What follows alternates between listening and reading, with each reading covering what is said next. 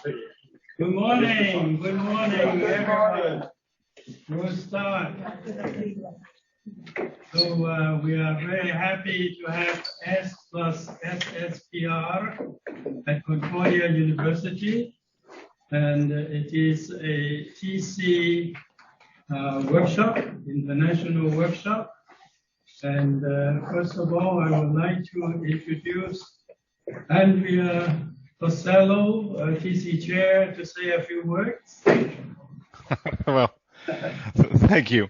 Welcome all. This is, I think, the 25th edition of SSPR. SSPR is a joint conference of the two TC technical committee for the APR, the TC1 and TC2. I'm the chair of the TC2. I'm here and one of the chair for SSPR. I'm sorry I cannot be there with you, but we will be following you all online. I'm looking forward for a wonderful workshop. Okay, thank you very much. Viva Italia! Yes. So another chair, Dr. Krizak, please say a few words. Well, welcome everybody at our SSPR. SSPR, let's explain, the title: Statistical Techniques in Pattern Recognition and Structural and Syntactic Pattern Recognition. That's what it is about. And we are very proud to have it right after a big event. Yesterday, ICPR just concluded, and now we are trying to compete with them. Let's see how we go. And we'll do our best. Thank you very much. Welcome everybody. So the could have better coffee, maybe better coffee. Yes, better coffee.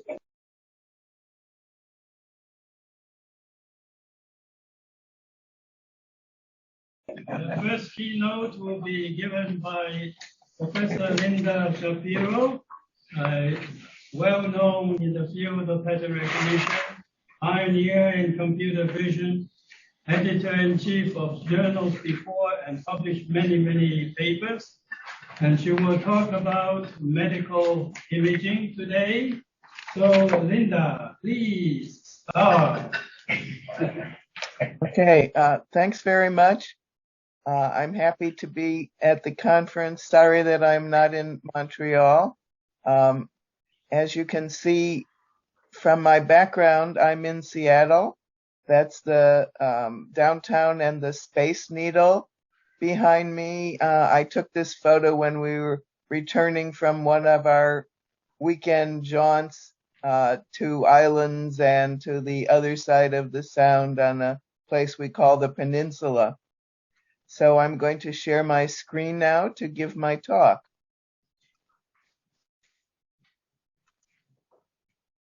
And that's my dog, Heidi.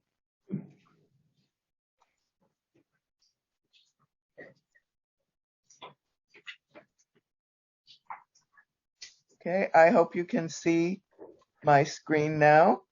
Yes. My work for the last more than 10 years has been on skin biopsy analysis, not all my work, but a large portion. I've been doing research with a collaborator, Dr. Joanne Elmore, who was at University of Washington and a few years ago moved to UCLA. And we've had several National Cancer Institute grants together, working on analyzing cancer diagnosing cancer from skin biopsies. And this work is also supported by the Melanoma Research Alliance and the U.S. Department of Defense. So I think everyone knows what cancer is. Hopefully you haven't personally been affected by it, but it's a bad disease. The cells are spreading uncontrollably, and our goal is to analyze biopsies to try to catch it early on so that it can be controlled before it starts spreading. So last 6 years, we've been working on a grant on melanoma cancer. and it's the most aggressive type of skin cancer. There are several types. And we work with a group of pathologists. There are 3 that work with us regularly, and there's also 3 experts that started the study with Joanne when she collected her images. And we'll see another one who did a lot of work for us. Pathologists study the biopsies. They are called upon by the doctor who first sees the patient. They look at a biopsy is cut from the skin of the patient and put onto a slide, and the pathologist looks at it under a microscope and decides if it's okay, normal, maybe a little abnormal, but not cancer, or if it's cancerous, and how badly cancerous is it? What's the stage of the cancer? And unfortunately, particularly in skin cancer, there are a lot of diagnostic errors. It's not that they not try hard enough, but it's very difficult to make these diagnoses. So our work is to try to provide computer aids that will help them, or at least maybe show them where some of the problems are in the cells on the slides. And in the last 6 years, we have mainly, not entirely, but mainly been using deep learning techniques in our work. This is an example of a slice from one of the slides in our work, and it is invasive cancer of the worst category, which we call T1B. You can see that it has cancerous cells kind of all over it. This one is sort of an obvious. Okay, this is indicating the kinds of work that we've done over the course of the grant on melanoma diagnosis and what we're still trying to do, because a few of the students are still working on it. Several have graduated. So over on the left, we have worked with the lowest level of cellular entities first. Nuclei finders are all over the place in the literature, not just for melanoma, but for other entities, for breasts and kidneys and anything else that one can biopsy. So we did not do nuclei detectors, but we'll talk about finding melanocytes, which are specific to skin, and mitotic figures or mitoses, which are cells that have kind of started to go bad. Then at the next level, and specific perhaps to this conference, are structural entities, and we'll talk about segmentation, finding the epidermis, the top layer, the dermis, the bottom layer, and nests of melanocytes within them. As far as diagnosis, our main diagnosis work has been in finding the diagnostic categories, which you can see here in the yellow, just from the raw images using deep learning, but I'll also talk a little bit about going further on that. And the categories that we started with are given here, but the top 2 we've now merged, the mild and moderate dysplastic, which are essentially atypical. They're not cancerous at all. The next one down, melanoma in situ, there is starting to be some cancer in the epidermis, but it's contained. And then the 2 badly cancerous categories, invasive at the T1A level and at the T1B level. The T1B is the worst one that I showed you.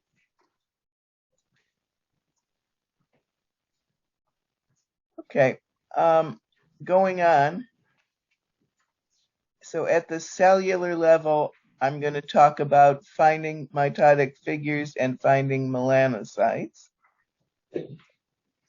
At the structural level, I'm going to talk about semantic segmentation into the epidermis and dermis, and then finding nest structures inside of each of them.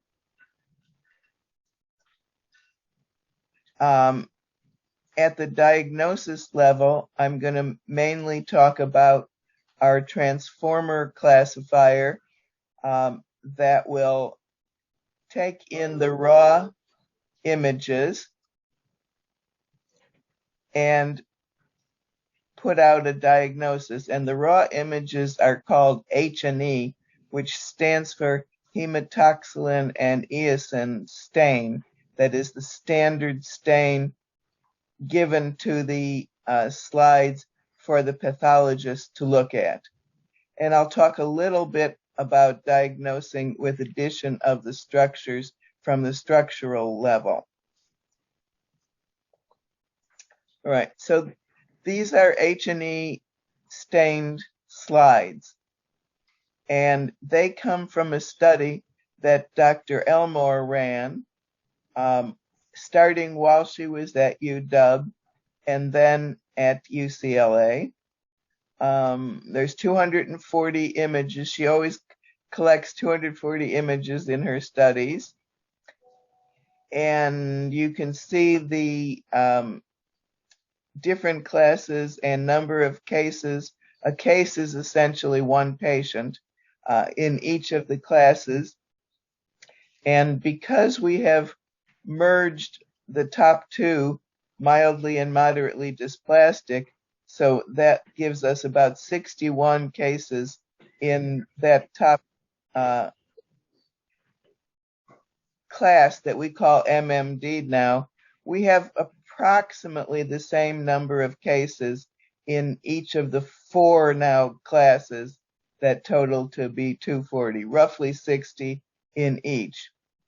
And you can also see here on the slides that there are different numbers of slices on the slides, usually 2 to 5 slices on each slide. The middle slide looks like one of the slices probably is cancerous, the bottom one. And the left one looks to me like probably they are not cancerous, but I can't really tell at this magnification. All of us in my group have become sort of pathologists in that we can kind of tell whether they're cancerous or not, but certainly not expertly.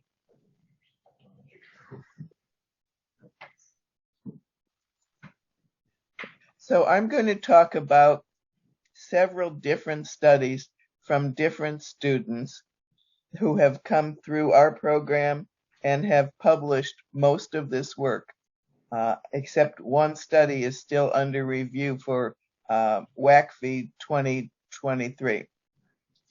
So this is one of the first studies we did when we first got the grant for melanoma. And it's the work of Shima Nofala and colleagues.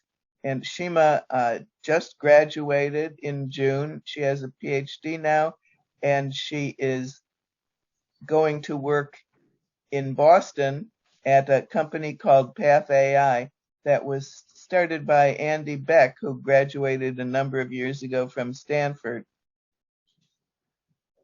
And so this is a mitosis classification.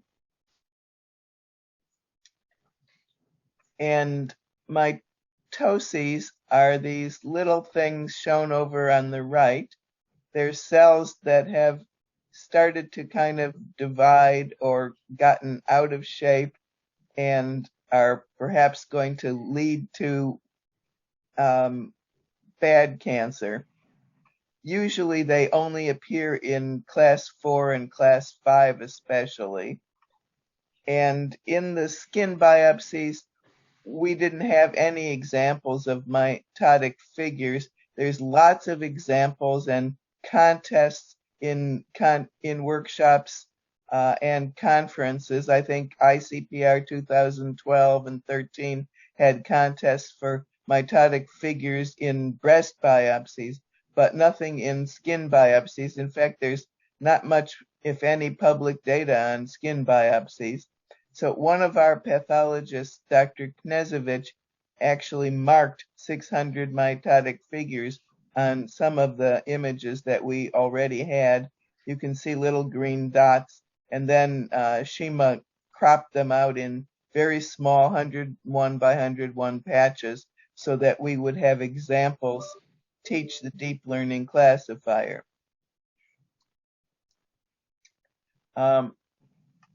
So here's some examples of both mitoses and non-mitoses.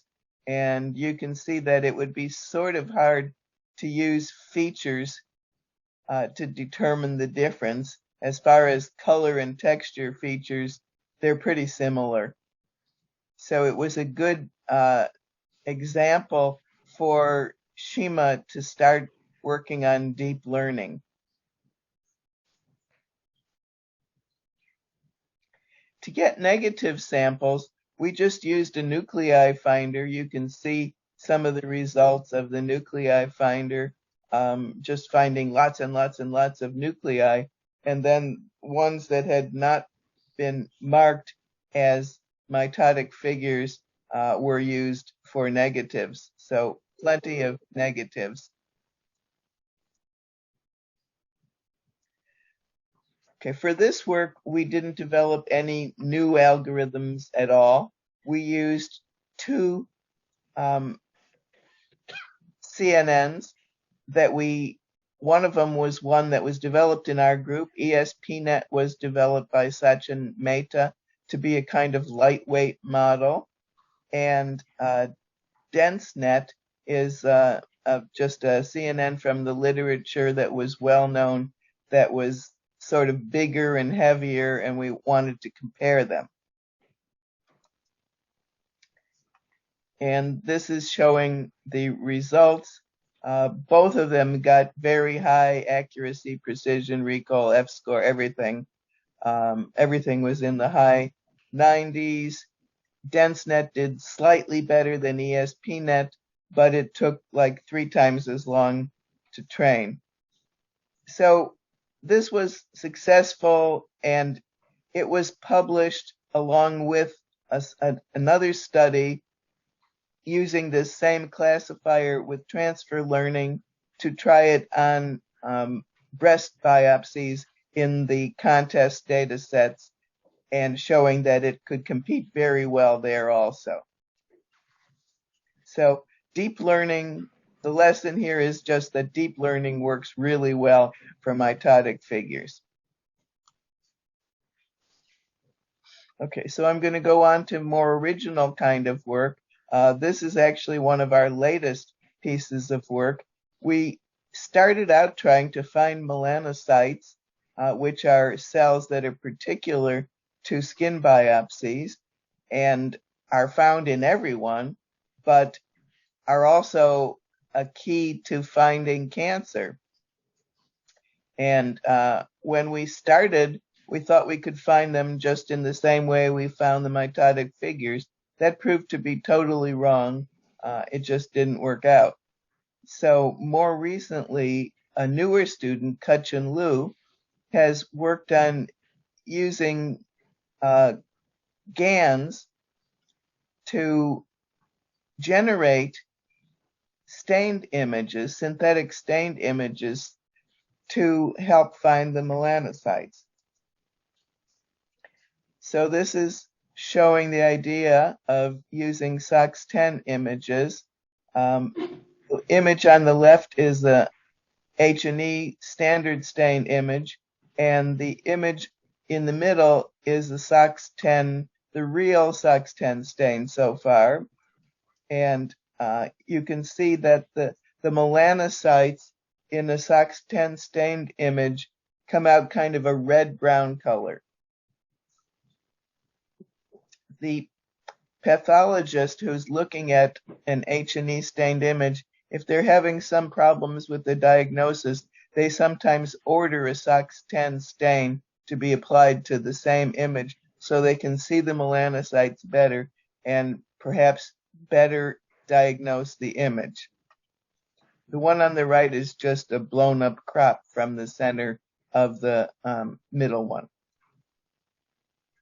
But it adds extra cost and extra time, so they just don't do it all the time. Okay, so in our work, we wanted to address these limitations that we don't get SOX10 all the time. Can we help the pathologist out by generating them? Okay. So we couldn't get lots of SOX10 images, and the 240 slides we already had did not have SOX10 images.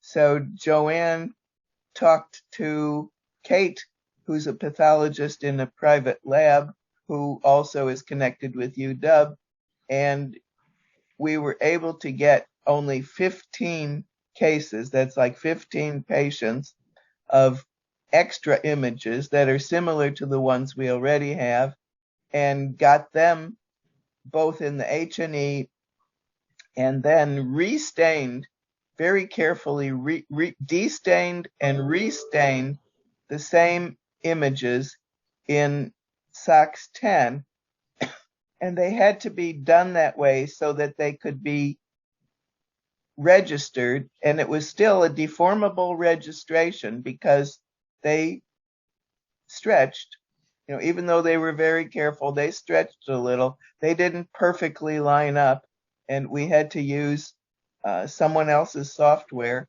in fact, to line them up so that we could, here in this picture, one of them is shown a little smaller than the other, but they're really the same size. And we're just mentioning here that although we had 15 cases, there were 4 to 6 slices per case, so we ended up with 75 slices. Okay. So here is the raw H&E image and the stained image registered eventually to the H&E image so that they exactly align, which sounds really easy, but I have to say that this took months, not months for the registering, but people had to drive back and forth between Bellevue, which is on what we call the east side of Lake Washington, and UW, which is on the other side, and this just took forever to get the data. Okay, so we perform registration with a software package that was provided on the web, and you had to kind of put your images in and get them back out. Then the pixels were classified for ground truth only into melanocytes and non-melanocytes for our work. And then we applied someone else's software to separate touching nuclei. So these are the references for the software packages that we used. This stuff takes a lot of work. Okay, so this finally led us into patches. For this work, we converted everything to patches and ended up with roughly 25,000 patches, which gave us roughly 15,000 training, 10,000 testing, broke up the training into train and validation. So now we have things ready for the classifiers and also the GAN. And that finally takes us to the actual novel part of Kachuan's work,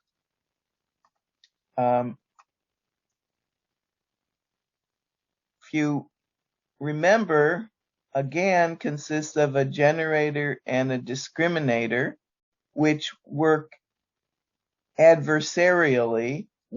The generator is trying to generate synthetic images, and our generator is just a UNet with ResNet 50. It has an encoder part and a decoder part, and the discriminator is multi-scale. And those two,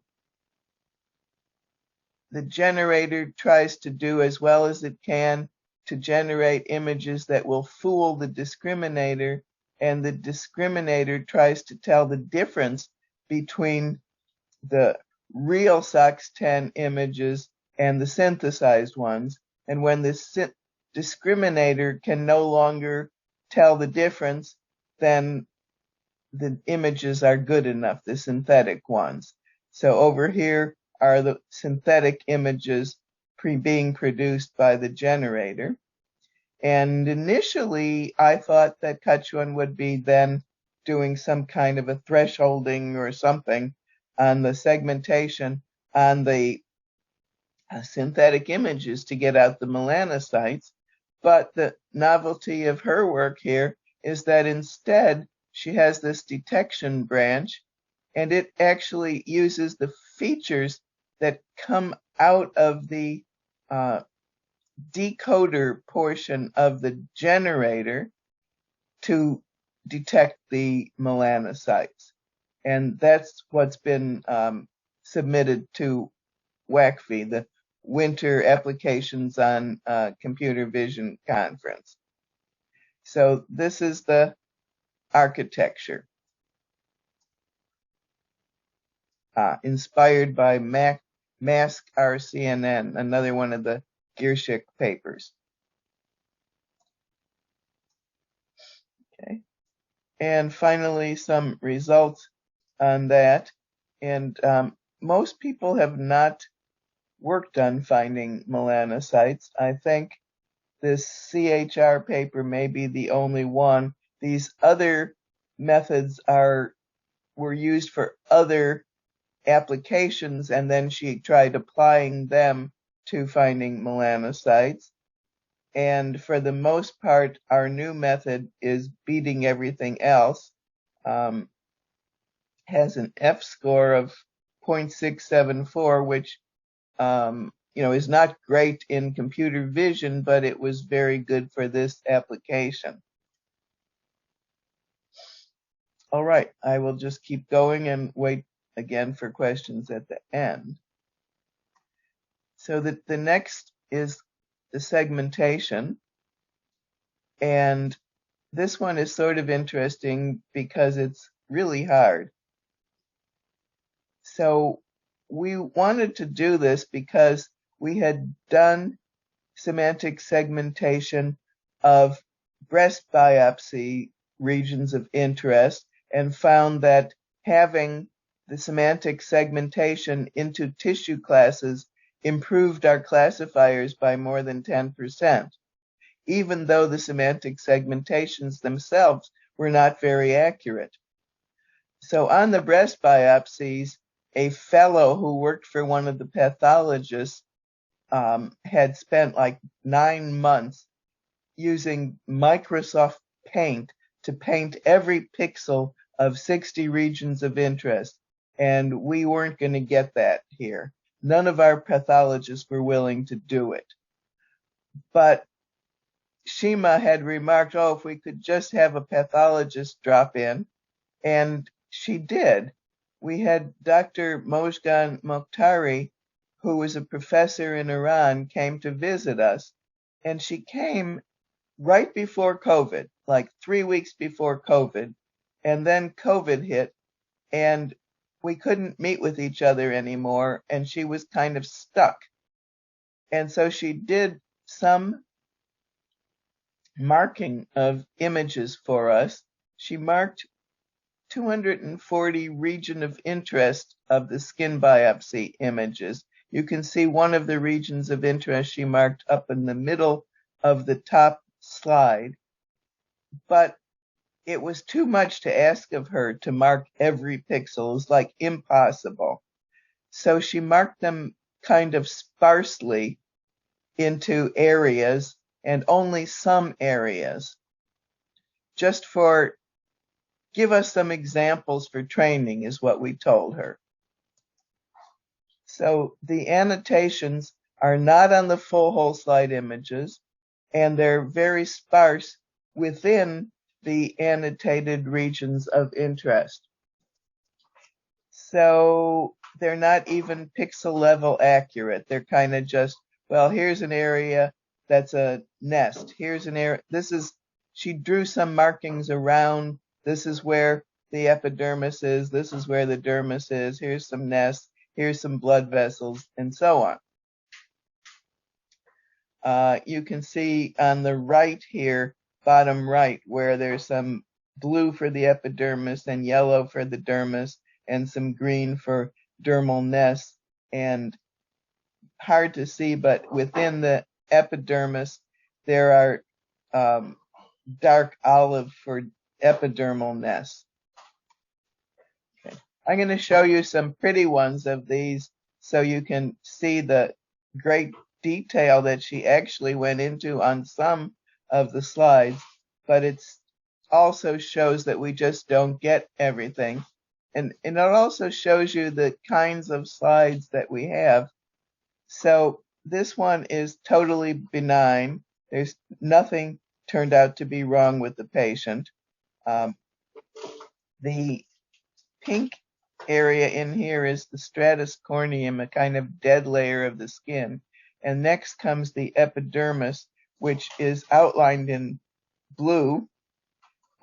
This is the Sedin viewer, by the way, which is a freely downloadable viewer.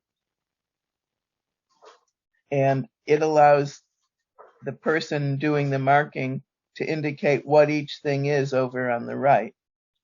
The epidermis is marked with a border in yellow, and you can see that there are pieces of epidermis inside the dermis. There are within the dermis, did I say that right? Pieces of the dermis inside the epidermis. Then inside the dermis, there are these red outlined areas, which are blood vessels and don't have anything to do with malignancy. So there's no cancer here, nothing at all. This one is called atypia. We were calling the MMD class atypia at that time, and this was a long time ago. The epidermis, you can see it's a little atypical. It kind of hangs down rather than being straight. There's some dermis in the epidermis. There's some more blood vessels, and also there's some regions marked in orange that were inflamed. She wrote INF for inflamed, but still no cancer here. This one has melanoma in situ. So the epidermis again has some places where it hangs down, and it also has these olive green colored nests marked in it. And I want to comment here that there may be other nests. She only marked some of them. So that makes it harder for the computer programs to learn. Similarly, in the dermis, there are some blood vessels marked, but maybe there are others. Okay, here's an invasive cancer of the class 1A, which we so-called class 4 sometimes. And it has some of these olive green areas of epidermal nests marked inside the epidermis, but there might be others, like maybe there's another one down here that's not marked, and we just don't know it in the training data. You can also see that the epidermis is hanging way down into the dermis, so there are some architectural points that are important to learn. There are now these light green nests in the dermis that are cancerous that are very important. And this one is just a little piece of a class 1B, but you can see that there are going to be lots of these light green nests in class 1B, but also other pieces like this inflamed area and blood vessel. So it's very challenging. Even though she marked things on all of them, she didn't mark everything. And some of the things she marked later turned out to be not quite all the way marked or mistakes and so on. Okay, so Shima started off with those markings on regions of interest and developed a two-stage classifier. Initially, let's click on it. Initially, stage 1 was to just separate mainly the epidermis from the dermis, and that turns out to be fairly easy. It's a UNet classifier, and it has only 4 classes: background, stratum corneum, that dead layer at the top of your skin, the dermis and epidermis, and just unlabeled things. Then it goes into 2 separate UNet classifiers, one to work on the dermis and one to work on the epidermis, and it's essentially looking for nests. We didn't try to find the blood vessels and the inflamed areas and the hair follicles and so on, because they don't really contribute to whether it's cancerous or non-cancerous. And then finally, those things get put together and we get a final segmentation of the whole image. Although at this level, we're only working with regions of interest. Okay, this is the results on the regions of interest. Stage 1, very good, both dice score and intersection over union. And stage 2, looking just at intersection over union, since those scores were better, only at 0.638 in the dermis and lower even in the epidermis. These look kind of bad, but I should mention that in the breast biopsies, some of our tissues were just as bad, although some were better, and yet it still boosted classification. This is looking at results and why they're like that, and you can see the original images, Mojgan's markings on them, and then in order to run the experiments, Mojgan actually from afar virtually came back and made fine annotations on the test set so that we could run the experiments. So column 3 here is the ground truth for the tests, and then the computer predictions are on the right. And you can see that in general, the computer would tend to overdo. So the one that I have my mouse on that I hope you can see was a strong overdo, where it thought almost everything was full of dermal nests. On the other hand, this image does have a lot of dermal nests, as you can see that Mojgan marked in column 3. So it's not that bad that the computer pointed out so much, even though it overdid it. And the same kind of thing happened over here. This is one that's obviously very cancerous. Mojgan initially gave us examples of some of the nests. When she went back, she marked lots of cancerous nests, and the computer went overboard. And here's some more examples. The one on the bottom sort of interesting. It looks like the epidermis is way low, and there are epidermal nests that the computer was able to find. So we were actually kind of pleased with this program, and this is another one that has been published. There's a little bit more to the study. I don't want to go too long, but we actually did a study on how our pathologists rated the results on the whole slide images. And we did that qualitatively because there was no quantitative results.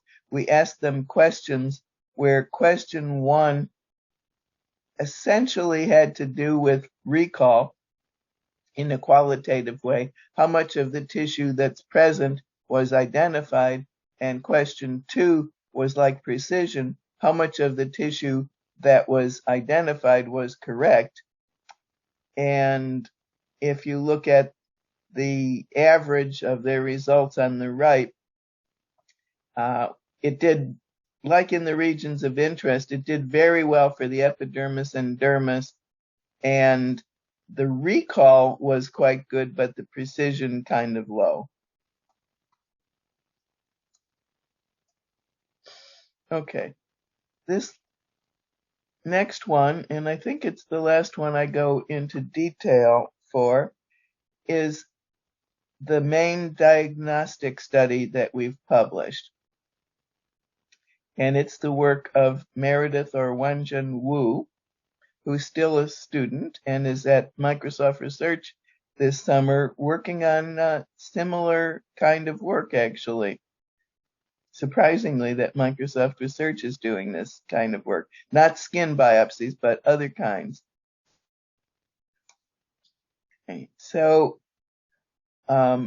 Meredith is showing us here the different slices on one slide because she was worried about a problem on that sometimes the different slices were actually different classes. So, for instance, she's showing here that there's mixtures on each slide where some of them can be some of the tissue can be cancerous and some not. And she's also interested in different resolutions, different scales of the same image.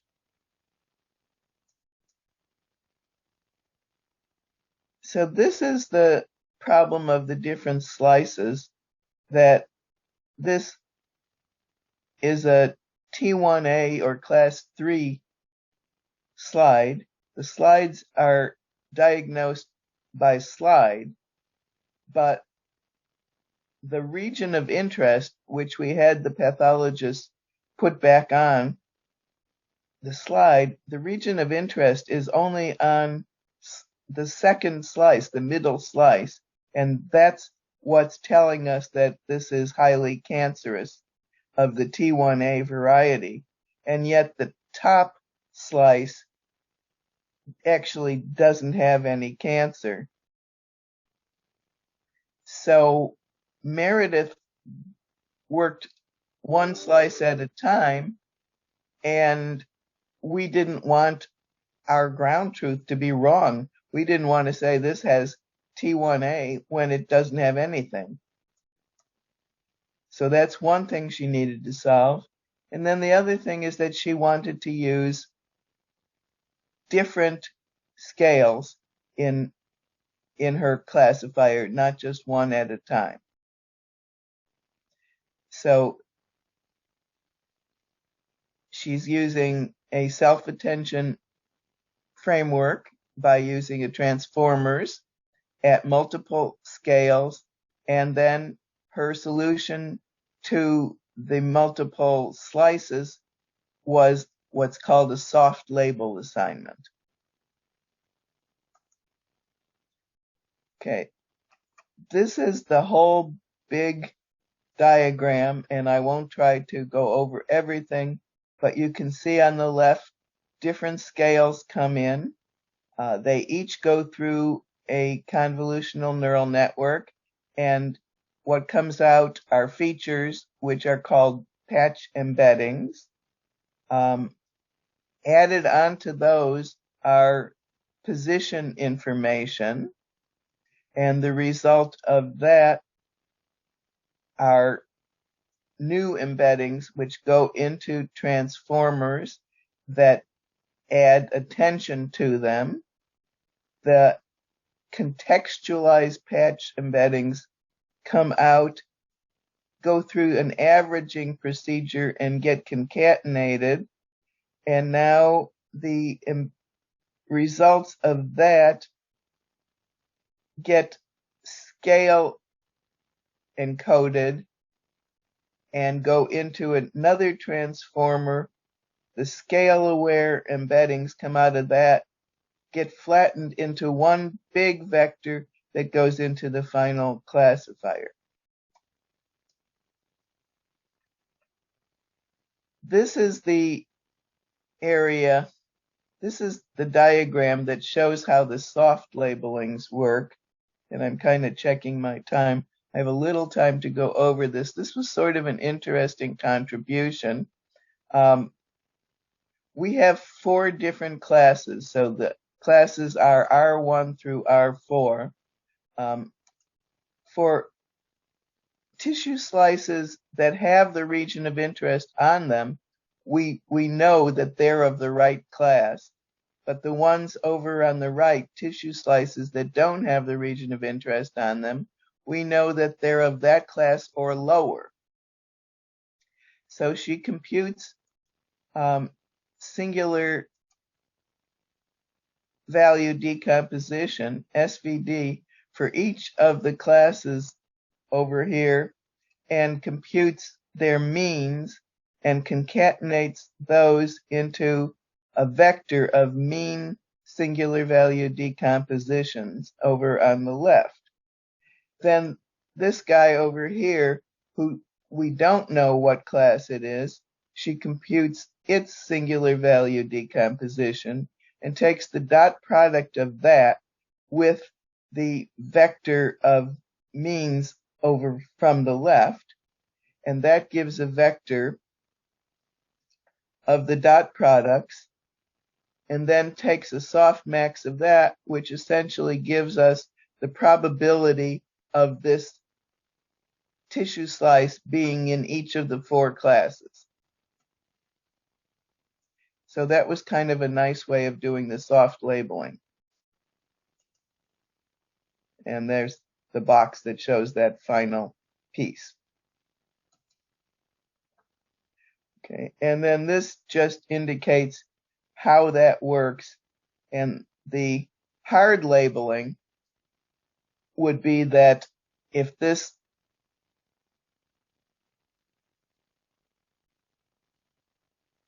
these slices were all in class 3, T1A, they would all get a 1 in class 3. In our soft labeling, only the middle slice got a 1, and the other 2 slices got various probabilities for class 1 and class 2 and zeros for class 4 because they couldn't possibly be class 4. They couldn't be a bigger class. And I'm going to skip these other ones because of time. These are results from her method, which is called SCATNet. It was compared to some other methodologies that I'm not going to go over. And the best it did in a what's called a micro average methodology was a 0.64 for accuracy and F1 score, which I compare personally to the best we did with the breast biopsies, which was more like about 0.7. So we're not up to as well as we could do for breast biopsies. And this score was achieved using 2 scales. I think it was 0.75 and 10. I'm sorry, 7.5 and 10.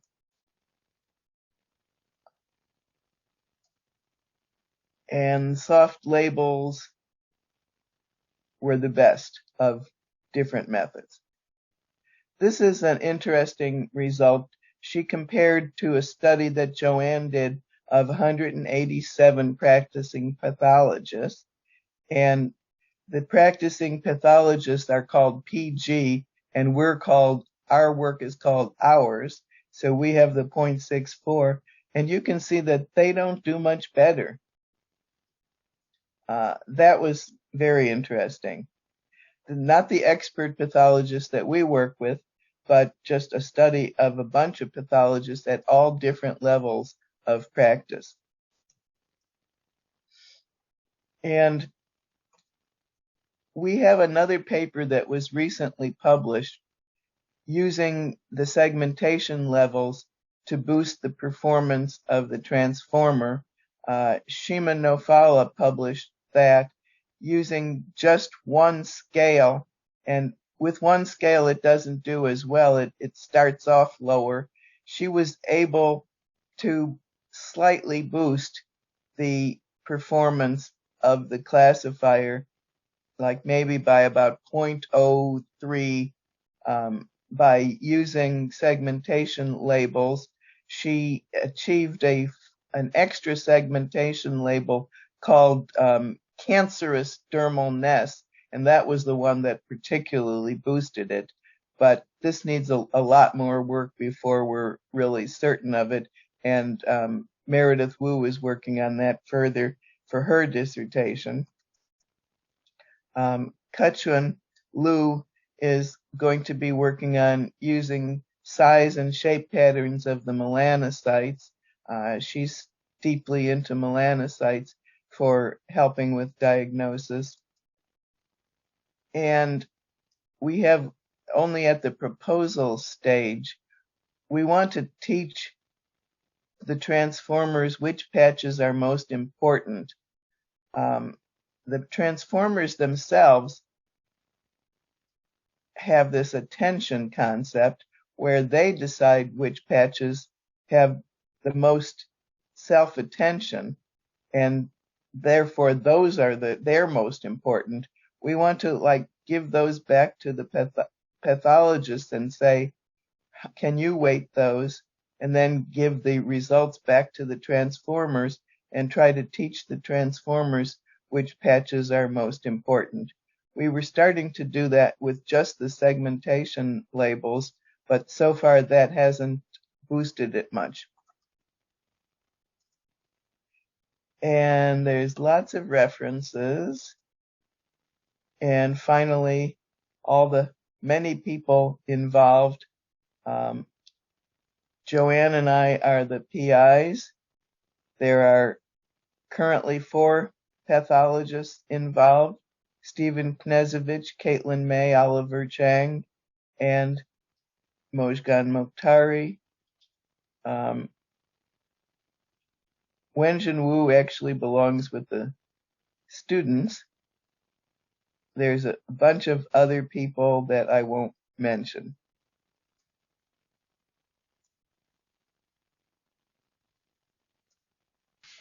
My question is this, the patches. How were the patches obtained from the images? Were just rectangular patches, or the patches were somehow related to the regions of interest? The patches are just rectangular patches. They're just regular rectangular patches. And when you classify these images, do you focus on classification of patches, or you classify patients? And these results which you showed, the accuracy measures were for patients or for patches? In the diagnostic classifier, I think she's working on patches, but putting it together to come up with patients. Oh, okay. And the patches were used because you have a very low sparse data, very low number of cases. Patches are used because we can't put the whole image into the classifier at once. Oh, they're too big. Okay. Yeah. And the last question is this: why, for what reason, it was easier to classify lung cancer biopsies than skin cancer biopsies. Are skin cancer biopsies more challenging, and why compared to lungs? Okay, it was breast, not lungs. Breast. And yeah, the reason is that in the breast biopsies, there are local areas that we can find, and the cancer tends to be just around those areas. And that's not true in the skin cancer. Pathologists look all over the entire thing. So it's like the mammary glands where we look for in the breast cancer. And they can find them with a pretty high accuracy and then start looking around them and looking for the cancerous cells around those first. But the pathologists have told us you can't just look at a certain area of interest in the skin cancer. You really have to scan the whole thing. That's partly why Meredith was looking at different scales too. So breast cancer, in some sense, regions of interest problem has been already solved before classification, and in skin cancer is not the same. Yeah, it's just a little easier on breast cancer because we can find those specific areas. Thank you. Thank you very much, and we appreciate very much Dr. Shapiro for giving us a talk, excellent talk, and a lot of knowledge in this area. And we wish you well in Seattle, and thank you very much again. Thank you. Thank you. We'll be in touch. Okay. Bye-bye. Bye.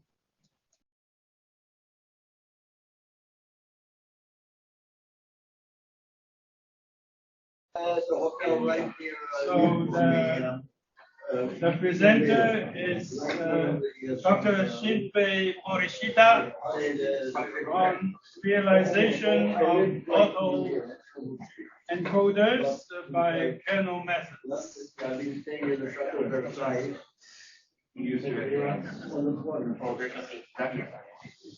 I'm Shunpei Morishita from Amayri University. We propose a new approach to architecture called autoencoders. What is an autoencoder? Autoencoders are neural networks that output the data look like input data. It's characterized by bottlenecks in the hidden layer. Here. The hidden layer calls latent vectors, which depending on data, it's used for character extractions. Autoencoders have many applications, but it is unknown what features are left in the hidden layer, latent vectors. Architecture design need to appear construction for each data and applications with knowledge of neural network architecture. So we focus on the current methods to solve these black box problems. There are also several studies for deconstructing realizing autoencoders using current methods. However, this approach determine the latent vectors automatically. So latent vectors meaning is also unknown. So we propose the we propose a model. That clear control latent vectors.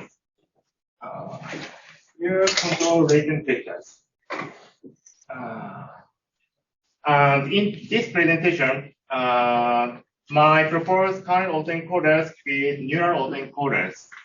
Moreover, I consider major application of autoencoders in merging and data generation models. We are producing current methods, current autoencoder. First, we determine the latent vectors. Latent vector. Then we make encoder and decoder. The mapping from input data space to latent space is called encoder, and the latent space to output data space is decoder. Okay, so we make encoder and decoder by linear combinations of currents. Here is the matrix expression of encoder. We use arbitrary Gaussian kernels, and in this slide we find the coefficient matrix C. When we use training data X and determine latent vector Z, we can calculate the coefficient matrix C by these equations. And both K is Brun matrix consisting of kernels between training data. And Brun matrix is to be known the non-singular matrix in reproducing kernels. So we check the process, four processes. First, we determine the latent vectors corresponding to the data, the trained data, using Laplacian eigenmaps, dimensionality reduction methods. Next, we use latent vectors and Brun matrix of X to calculate the coefficient matrix of encoder. Switching X and Z, we calculate the coefficient matrix of decoder as well. These are all mapping. For the input data X. We compare these two approaches. The biggest difference of two methods is conditions that you provide to architecture. In neural autoencoders must be given proper construction for each data and applications. On the other hand, kernel autoencoders is very simple structure, but it must be provided latent vectors. Neural autoencoders determine the latent vectors automatically, but it cannot control it. On the other hand, kernel autoencoders allow the user to give controlled latent vectors. From here, we consider the major application of autoencoders. Denoising autoencoder is a model that cleans the data given input contaminated data. in our current autoencoders, there are two types of models. By dimensionality reduction method, we can get latent vectors from both training data, contaminant training data. So we can choose the model from two types. Here is an experiment of current autoencoder with 60,000 handwritten amniotic sets. The neural network autoencoder outputs the very results. On the other hand, current autoencoder, the current autoencoder result is completely remove the noise. This evidence is from construction of the recorder. Current autoencoder's output is linear combinations of green data X. So we can get green data. And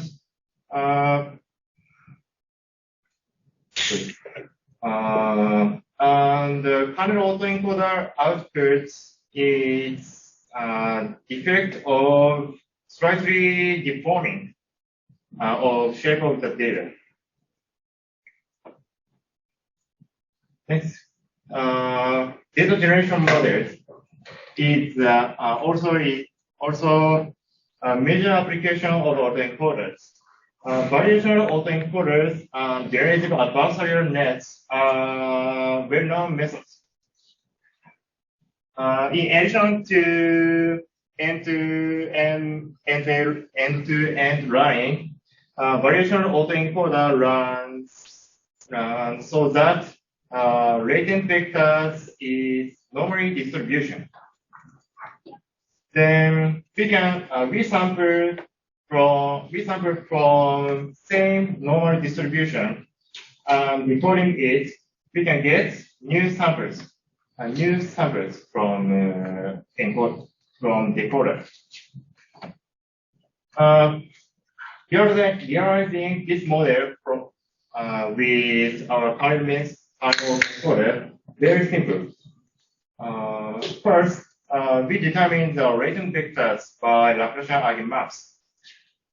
Then we transform the distribution into normal distribution, keeping as much as possible relationship between training data. And we use training data to calculate coefficient matrix of decoder. Here is the experiments of our variational our encoders, neural autoencoders. Two figures above is training data, training data of latent or training data in latent space, and the two figure below is result of taking grid samples and decoding it. As with denoising, our current autoencoder result is very clear. On the other hand, some samples cannot be reconstructed. It's called the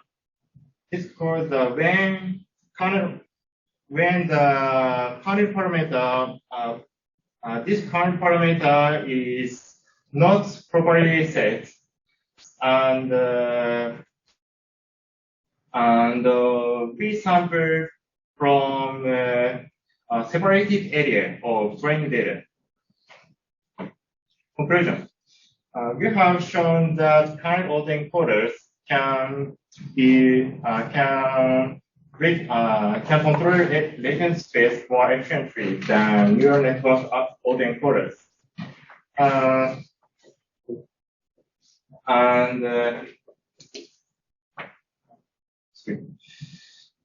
Our model allows for any dimensions of latent space and any method of defining the latent space, and we can modify the latent space. So in this way, it is also possible to eliminate sparse area in generative models. And in application, our current autoencoder showed we can output the free data. There are the neural net autoencoders. Thank you for listening.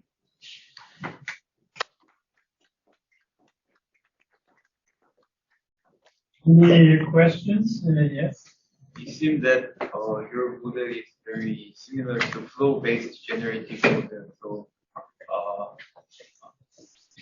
can you explain that the difference between your model and the flow-based generative model?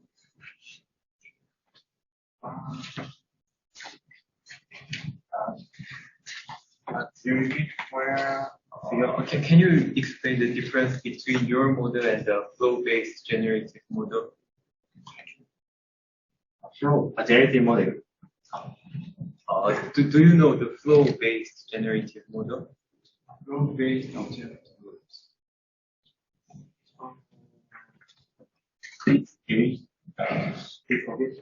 model. First, we get training data, and we determine the latent thickness of training data. And then we modify the distribution into normal distribution, as well as keeping as well as possible relationship between training data. And then we make the coder we make the coefficient matrix of the decoder.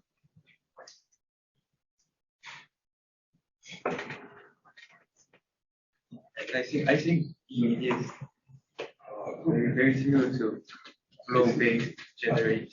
So I think it's good to discuss together. Yes. Absolutely. Yeah. Okay. Thank you very much. Thank you. Thank you very much.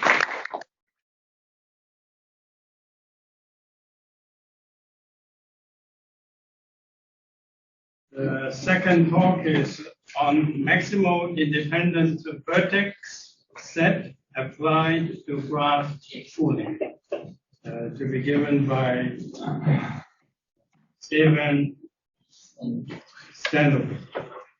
Good morning.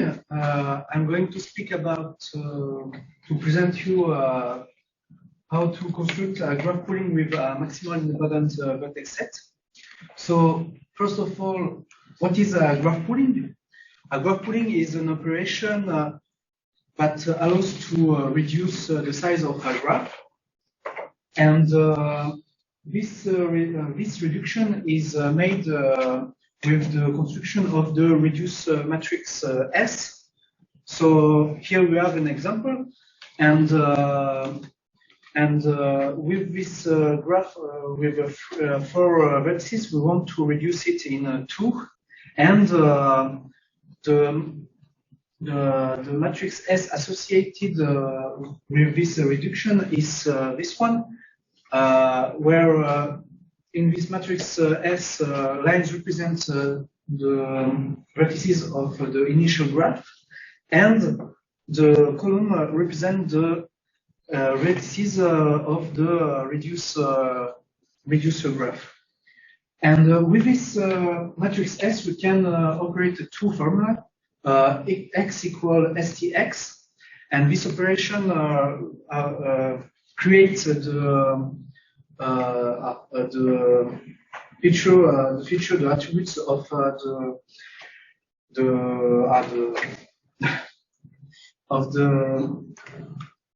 reduced graph. And to connect this reduced graph, we use A equal STIS to connect the reduced graph with edges. So it exists many graph poolings, and we can group them into groups. The first group learns a clustering like deep pool, which learns with a GNN, so a graph neural network, the matrix S. The advantage of this group of methods is that we can preserve the vertex information, but the drawback is that the S matrix is a dense matrix, and it implies that the reduced graph is almost complete, and we don't preserve the initial structure of the graph. The second group selects vertices and drops non-surviving vertices. And for example, you have a subgroup of methods called top K, and they learn the relevance of each vertices and select the 50% of the best relevant vertices. But the drawback is that we can preserve the initial structure, and we don't have the guarantee of a good sampling of survivors. So, because of these drawbacks, we create a novel graph pooling called MIVS pool that guarantee a good sampling with a maximal independent vertex set. But what is a maximal independent vertex set? So MIVS has two properties. The first is two surviving vertices can be neighbors, and the second is a non-surviving vertex has at least one survivor neighbor. Here, the first graph is an MIVS. The second is not, because the two survivors are neighbor. And in the last graph, to have MIVS, we have to select the top right vertex. So now we have a good sampling. We have a good sampling, but how to obtain a MIVS? So for our algorithm, we are going to compute the relevance of each vertices, like in top case. Here you have the relevance, so 0.4, etc. And we are going to use the Mears algorithm. Normally, it's appears here, but we don't have the title. So in the Mears algorithm, we have three types of vertices. The candidates, that are the candidates for the selection to survive, in blue. We have the survivors in green, and in red we have the non-survivors. So Mears algorithm states that a candidate can survive if its relevance is highest than the relevance of its neighbors. So in the first iteration, for example, 0.4 is not higher than 0.7, so it is not selected, and it's still is still a candidate after this first iteration. But 0.9 is higher than its neighbors, so we select this vertex, and because of the first property, two surviving vertices can be neighbors. Neighbors of 0.9 are non-survivors, and we iterate another time. So now we use the relevance we use also a good sampling, but how to preserve the initial structure and preserve the information vertices. To do this, we are going to use the second property here. A non-surviving vertex has at least one surviving neighbors. And for our non-survivors, we are going to send all the information to the survivor neighbor that the relevance is higher. So here it's easy, 0.9. The non-survivors will go to 0.9, but in a more complex example, for example, for 0.5 is a non-survivors, and he has two survivors in the neighborhood, and we are going to send the information of this vertex to 0.9, and we can preserve the information of all the graph and the initial structure with the two formula, like the two standard formula for the reduction of a graph. So to summarize, we have a graph. We calculated the relevance of each node, and we call it the score. And we combine this score S with the structure of the graph to create with an MIVS, a matrix S that can preserve the initial structure and all the information of the graph, and we reduce with the standard operation for the graph reduction. So we tested our graph pooling on 4 datasets. DND, protein, and enzyme are bioinformatic datasets. NCI1 is a molecular dataset, and we compared it with GPool, StagePool, MVPool. There is a top case method. Another thing, yes, MIVS pool. We have an MIVS pool, and we try also a MIVS pool complement. So the complement is just an MIVS pool plus, because an MIVS pool has a ratio less than 0.5, we forced the addition of others vertices in the selection with a top K. And we test it, and in blue it's in blue color is the second highest accuracy, and in blood the highest. And we observe that MIVS and MIVS complements are for the highest or the second highest accuracy for datasets. So in conclusion, we propose a MIVS pool where we have well-distributed selection of surviving vertices. We assign non-survivors to survivors, and we can preserve the initial structure of a graph and the graph information. And the experimental results tend to show an improvement in accuracy for the task of graph classification. Thank you for your attention, and if you have a question, do not hesitate.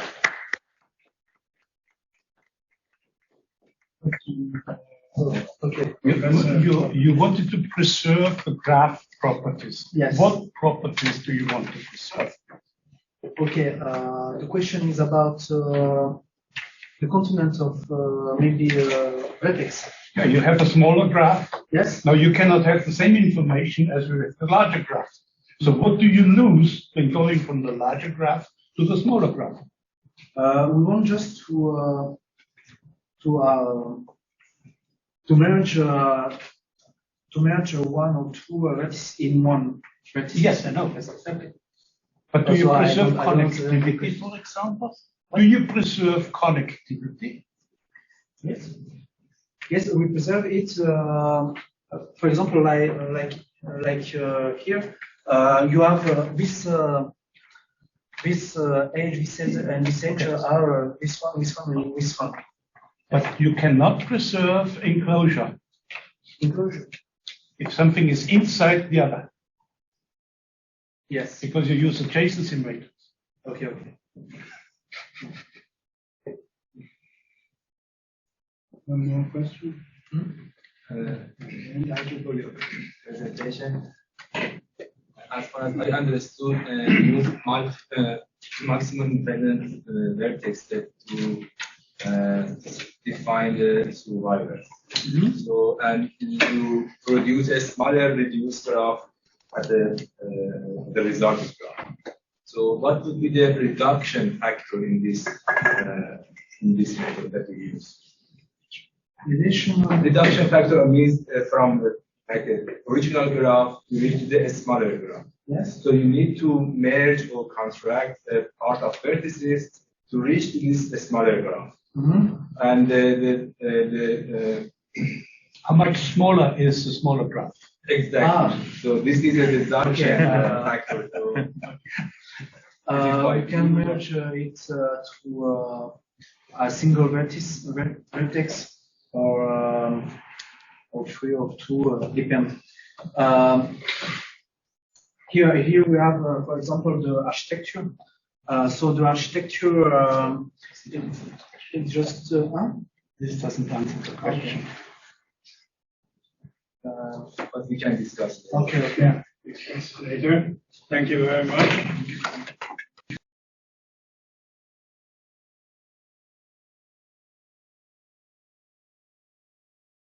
Next one will be on interactive generalized derived mixture allocation model. And will be given by Kamal Henry. Everyone, so today I'm going to present about topic modeling using interactive generalized Dirichlet mixture allocation model. This is the agenda for today I have. First, I will go through some basic stuff, and then I will propose the original model that for this paper. So to start with, we have two different types of learning in when we come to machine learning tasks. It's supervised, unsupervised, and there is reinforcement learning and stuff like that too. But today we'll be focusing on unsupervised learning, which is how we recognize a pattern from data when there is no labels available to us. So that's the type of learning which helps in recognizing patterns, which could actually in turn help annotating documents, and sometimes it could be used as features for other classification tasks as well. And so the basic stuff in pattern recognition would be, in terms of documents, it would be LDA, which is latent Dirichlet allocation. So the main idea is to extract topics from the data. So we have different topics, like for example, that there could be different documents concerning cars and bikes in a set of documents, for example, and we should be able to extract separate topics related to cars and separate topics related to bikes from the documents. So that's the main idea of LDA, and how LDA does that is it assumes WDN is the set of words we have, and ZDN is will be like what these words correspond to, and theta D will be the distribution over these topics. And based on this assumption, like we find the posterior probability, which would indicate what are the topics in the different documents that we have. So in LDA, we actually use Dirichlet as the prior for the topic distribution, but in our case, we try to use generalized Dirichlet, and we also combine the abilities of mixture model approach to this topic model. So mixture models, what happened, the idea is that there are multiple distributions of distributions which are present in the data, and we try to calculate the posterior for each of these mixture of distributions, and that's the main idea of mixture models. So combining these two, we construct the latent generalized Dirichlet mixture allocation model. So this is how it looks. So these are the parameters. Tau and sigma will be the parameters for the generalized Dirichlet distribution, which is different for the latent Dirichlet allocation. And YD is concerning the mixture model. So combining these two, we introduce a new mixture allocation model in this paper. And interactive learning is when we use to label certain topics during runtime, like which helps improve the quality of the topics that we learn from the data. So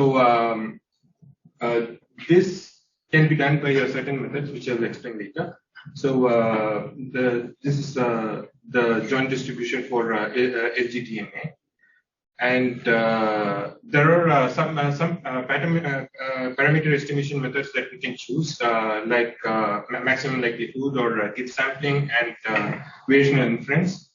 In our paper, we use variational inference, which is because there are some few drawbacks in maximum likelihood and Bayesian inference. They are really good, but in terms of maximum likelihood, there's a problem that it might overfit or it might get stuck in local saddle points. And for Bayesian inference-based approaches like Gibbs sampling, like convergence is not a guaranteed thing. So the code might start running infinitely, which is a problem there too. So variational Bayesian inference, we don't exactly calculate the posterior like in the pure Bayesian methods, but we rather approximate it by using the variational approach. So how the variational approach works is like we assume that we have a new distribution called Q of theta, which is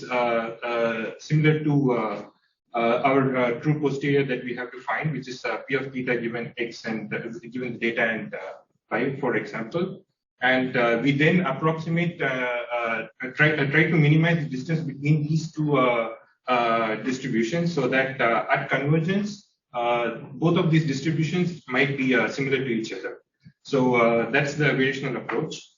So how we make it interactive is like we split the topics that we have learned from the algorithm into two different hops. One is the objective topics inferred by the model itself, and another is defined by the user, which is beta u in this case, and beta u for the objective topics. So after the transformation, this is how the model looks. So beta L will be learned is the learned parameters from the model. And it's governed by the parameter lambda, and like it follows the variational approach like as it's supposed to be. And beta u is the prompts that we give to the user so that he can modify, he or she can modify the parameters accordingly, so that the quality of the topic is improved. So these are the results that we obtained from our by using our model.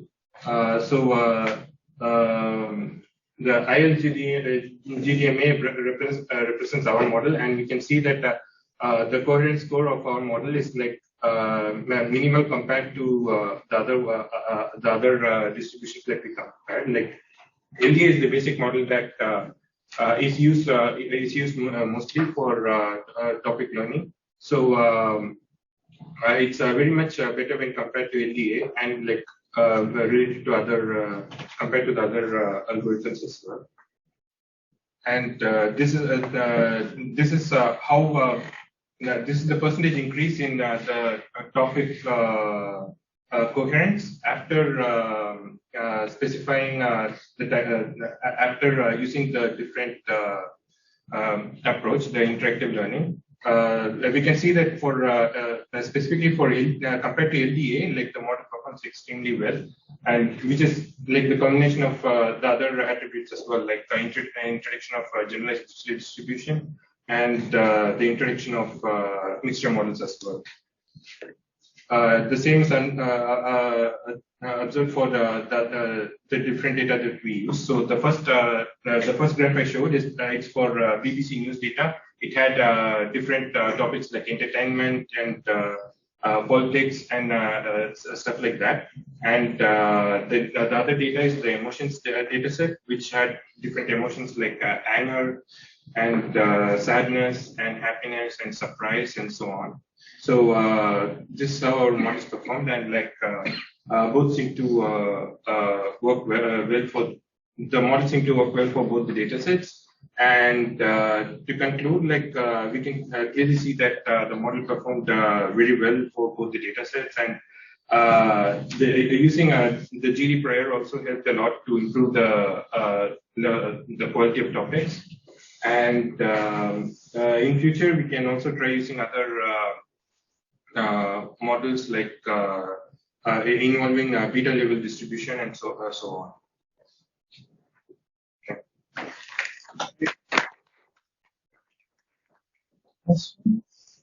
Yes. Can you go back to the graph? What is y-axis showing over here? It's showing the coherence measures. No, it's the percentage increase. So compared to the interactive LGDMA, like I think it would be better if I explain with this. So minus 0.4, how high it is compared to LDA. So that percentage of increase in performance. That's what it shows. So this is intrinsic evaluation. Did you do any extrinsic evaluation?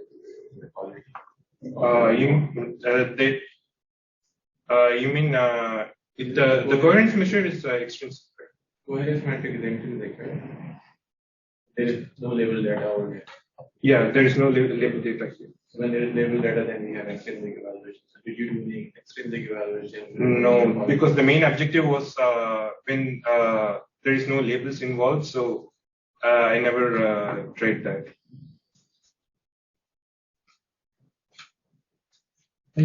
Thank you.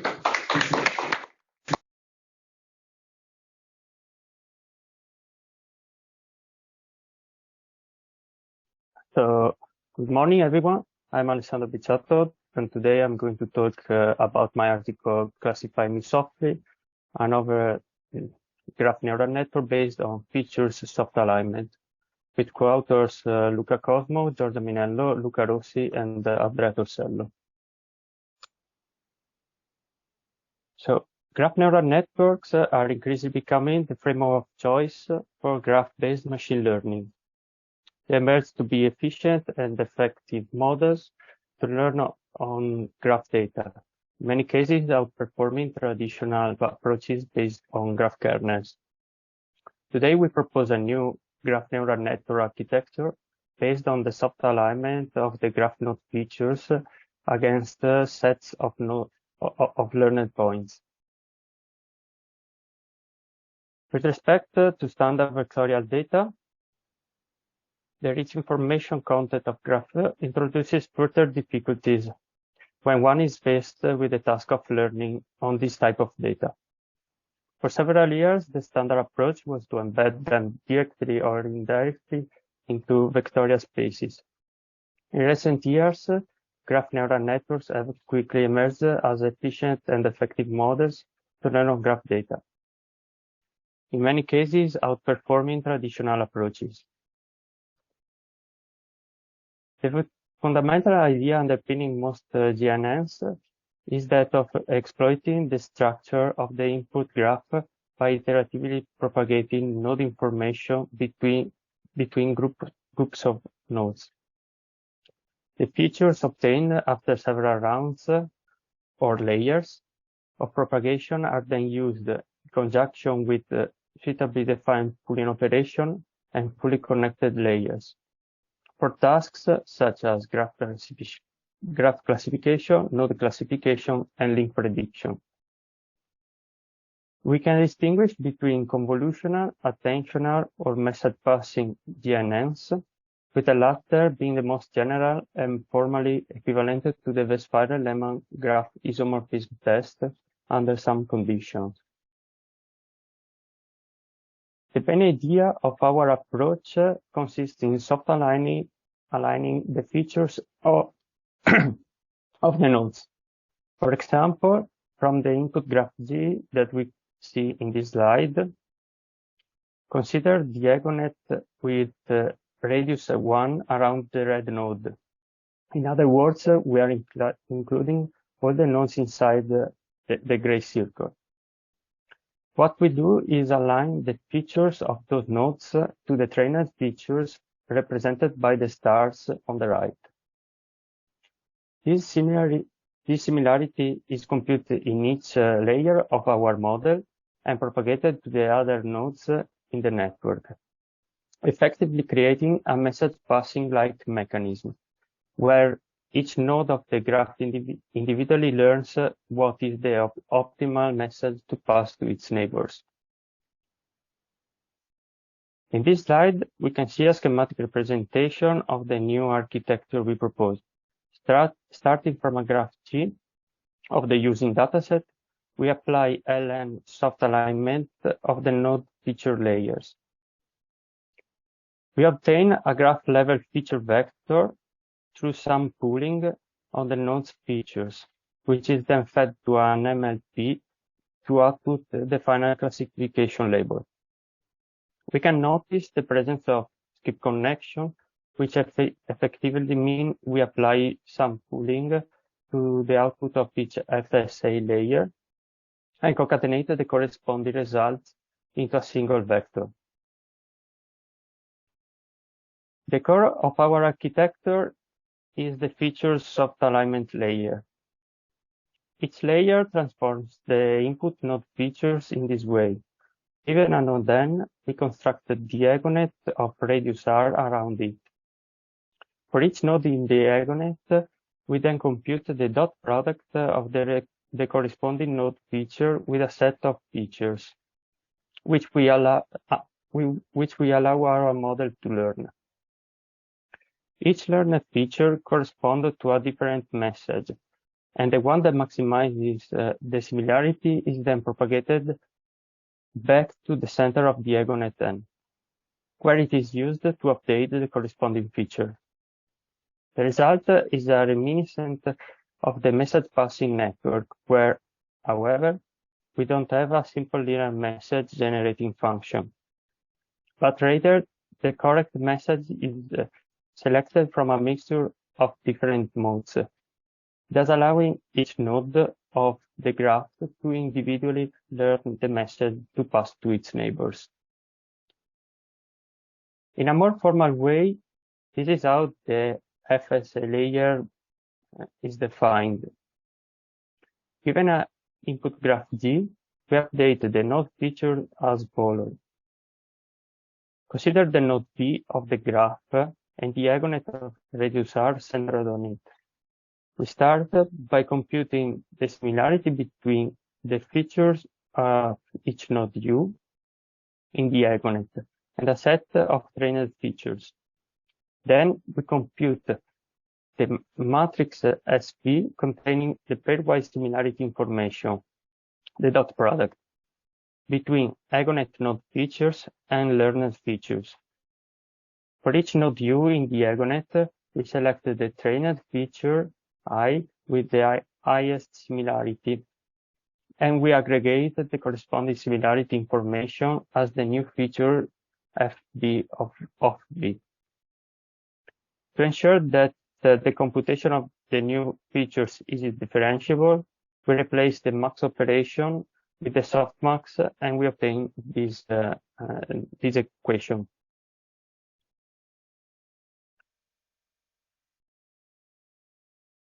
After a complete grid search, we found the best hyperparameters for the resolution of our problem.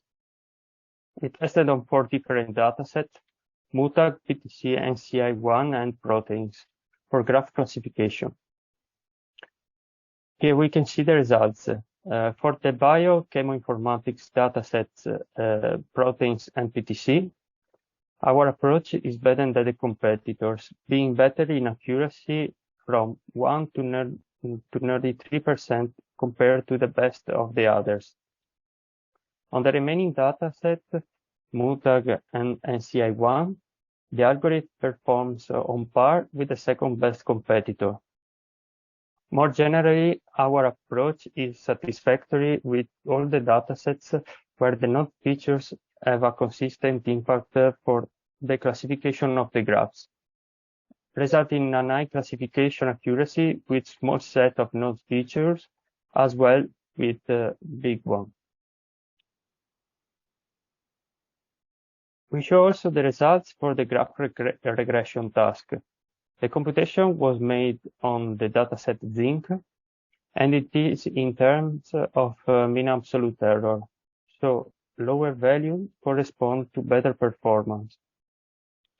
Our algorithm outperforms all the competing methods, with only gain achieving a comparable yet lower performance.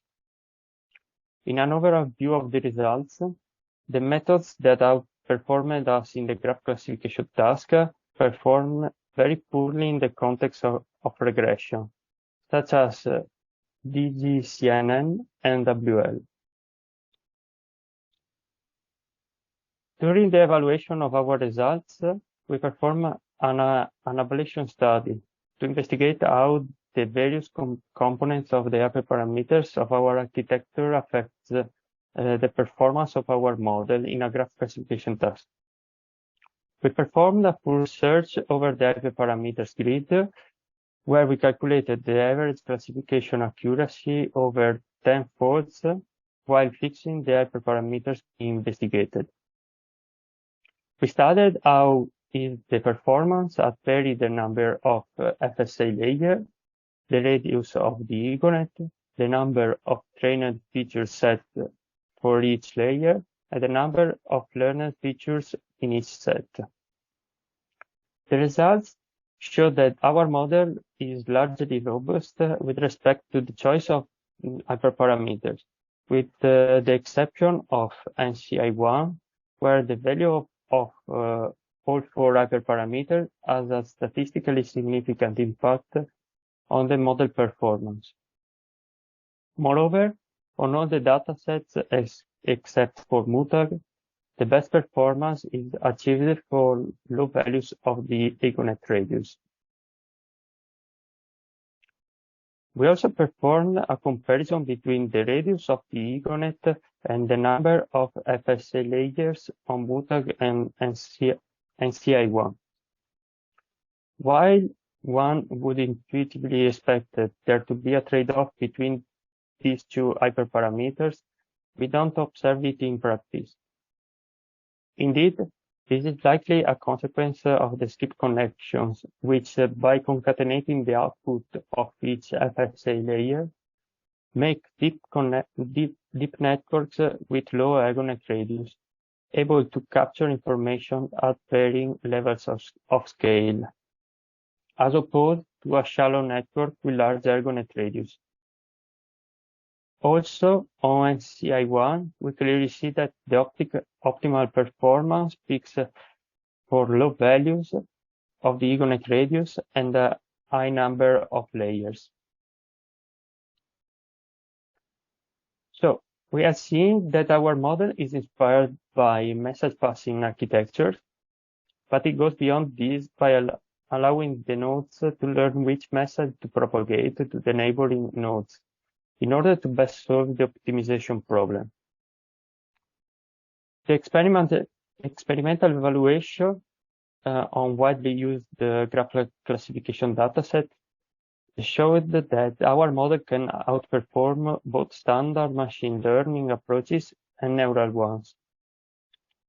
Finally, we showed through an extensive ablation study that our model is relatively robust to the choice of its hyperparameters, and that there seems to be a trade-off between the radius of the EGONET over which the feature propagates and the number of layers on which the propagation happens. Thank you very much. I hope you heard all the presentation.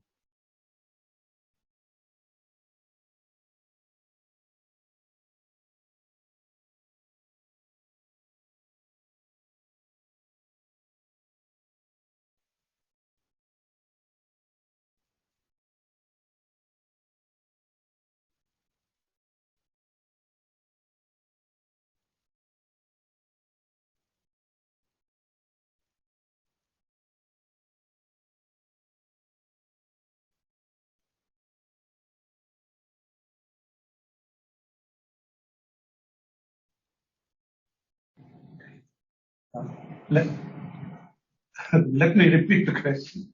Okay. How do you deal with isolated vertices which have no neighbors? So, sorry, I heard only the final words. Okay. How do you deal with isolated vertices? We don't, because we assume that the graphs haven't isolated the nodes, and we constructed all the algorithm around it. Okay. Then you should not use mutagenicity because they contain isolated vertices. So that the results are not valid. The method we used haven't isolated nodes. There's not many cases. Maybe the results. However, even if we have isolated nodes, the EGONET is empty, so it doesn't anything to learn. So basically, on those, there will be an error. Another question. Hi, thank you for your presentation, and thank you for the ablation study presented. However, I saw you used in the softmax an hyperparameter which wasn't presented in this ablation study. It was the beta parameter, which corresponds to a temperature hyperparameter. And this temperature hyperparameter is responsible for the softness of the softmax. And since in the title of your paper, the softness of the softmax, complicated to say, seems to be quite important. Did you tune it particularly? Did you test it by varying this hyperparameter of temperature to see how performance could increase? Because this temperature can increase a lot performances. No, not in this paper. We were short on time, but we are processing right now another ablation study with considering also the temperature. Okay, and what did you find in the other ablation study concerning this temperature? Did it impact a lot your results, or? Sorry? It's just to know if you had some insight about the value of the temperature. It's really useful to lower it, to higher it, or? Right now is too early to say it, but okay. We have a slight increment of performance. Okay. Thank you for your answer. Thank you. Thank you.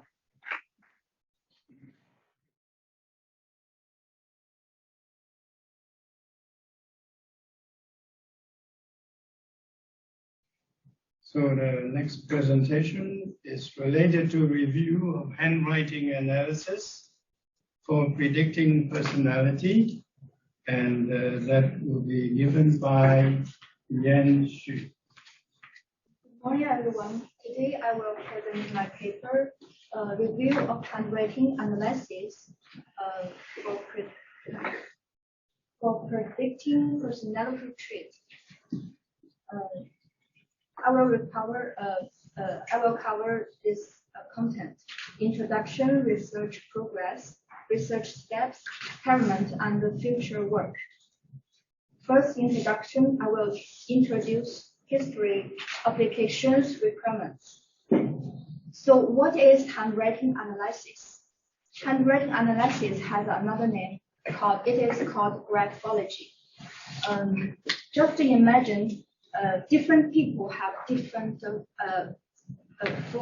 handprints. So the handprint is unique for everyone. The same thing happens in handwriting. Each person's handwriting is different. The handwriting is controlled by our brain. So it will mirror our subconscious, more or less, such as our character, gender, age, occupation, appearance, even disease. It also belongs to a branch of applied psychology. It is interdisciplinary study related to psychology, sociology, physiology, pathology, and linguistics. Its history can date back to 500 BC. Confucius reminded us, be careful of the person whose handwriting is like whiz in the wind. After that, there emerged a lot of famous graphologists in Egypt, in Europe. Later, many institutes were established in different countries. Why we need to do research in graphology? Because it has a vast range of applications, like healthcare to predict certain disease, recruitment to evaluate personality, identification to analyze criminal cases, education to improve the development of children. There are some requirements for the handwriting. Normal handwriting samples are written under comfortable conditions from skilled writers with a number of words above 30. It's best in different periods, including some information from writers. Graphology uses measuring tools such as protractor, ruler, magnifier, and pen. So what is current research progress? We can see from two parts, advantage and disadvantage. For the advantages, there are three papers we will mention. The first one is from Mineichi. It designed and realized the structure of three-layer neural network. The second one is from Ching. It compared 4 kinds of classification methods: SVM, KNN, AdamBoost, and ANN. The third one is from Afnan. It studied the same person across language: English, French, Chinese over time. I list their data, input, output, and evaluation to compare. Except the evaluation, like currency, the others data set, 128 samples, 56 samples, input, 7 features, 23 features and 8 features. Output 5 personality traits, 7 and 6. They are totally different. So it's hard to compare their performance in different papers. Here is an example for 7 features from the first paper. The baseline can be descending or ascending or leveled, and the worst line can be vertical, moderate left, moderate right, extreme right. And the writing pressure can be from the light writer, medium writer, heavy writer. And the connection can be not connected, medium connected, and connected. And the lowercase letter t can be a very, very low t-bar or very high t-bar.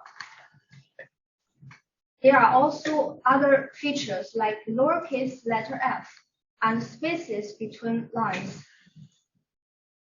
For the disadvantage, the public dataset is rare, and most automatic systems are not really intelligent because the features are usually selected by graphologists, not automatically. And also the output personality trends are totally different, as we mentioned before. So it's hard to compare their different methods in different papers. So what is the research step?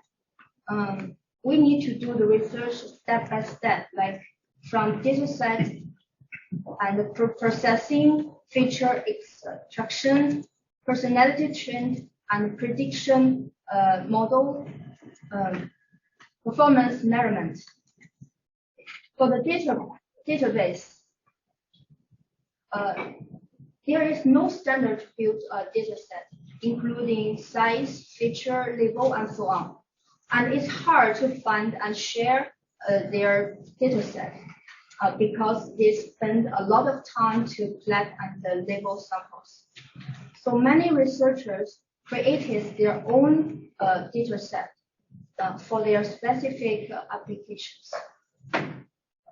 For the pre-processing, it's very important step to remove some noise.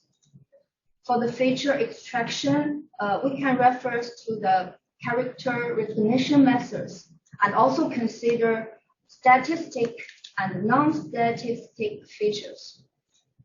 For the personality trends, there are so many standards like CTF, like MBTI, like FFB or Big Five. In our experiment, we use the Big Five.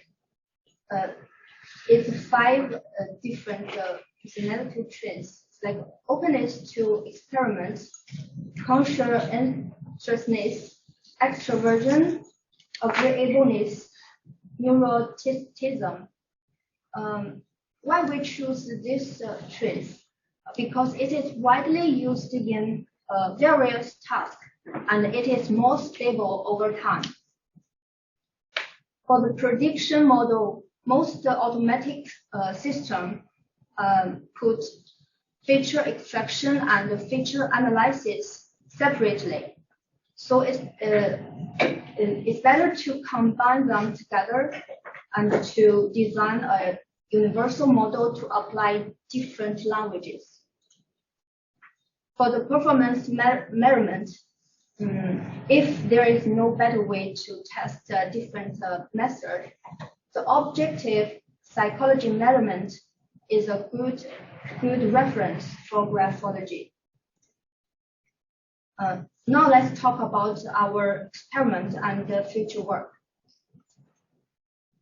The dataset is collected by CENPARMI in 2019.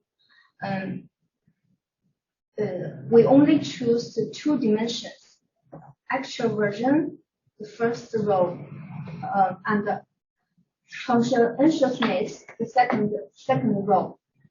And the label is from two parts. One is psychology questionnaires. The other is from graphologists.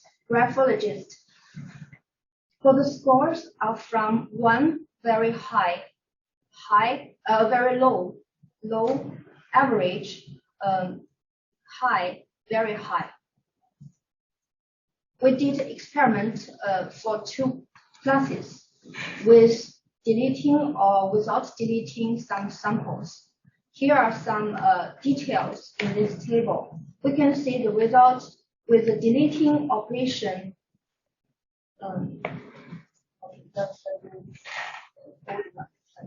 There should be. We can see this figure. With the deleting operation, there has a better result with lower loss with higher accuracy.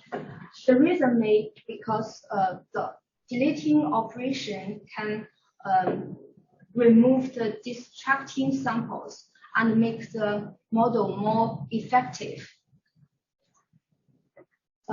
In the future, we will do more research on different feature extraction methods, and we will do experiments with different neural networks, classes, and inputs. And we also will combine feature extraction and feature analysis together to make it really intelligent. And not only for English dataset, but also for Chinese dataset. Here are the references. So thank you, and questions? Questions?